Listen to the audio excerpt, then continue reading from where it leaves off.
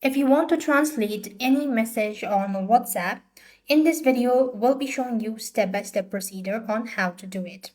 To begin with, open up WhatsApp on your device. Then open up the chat page that you wish to translate. Now you need to understand that you'll not be able to translate the entire chat page, but you can do it one after the another. So at the very bottom, you could see there is a message which I do not understand. Now to translate this, long press onto the specific message, and you could see the three dot at the very top right corner of the screen.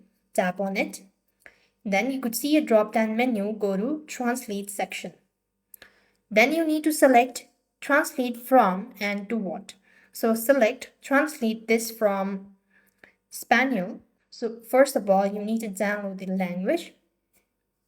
Now translate to, this is going to be a default, so you'll not be able to change for the translate to section. If you want to translate all new messages in this chat, you could toggle the button as well. Once you're done, select translate at the very bottom, and as you can see, this is being translated to English. This way, how you can use translation on WhatsApp. So that's all. I hope the video was helpful. Make sure to like, share, and subscribe. See you in the next video.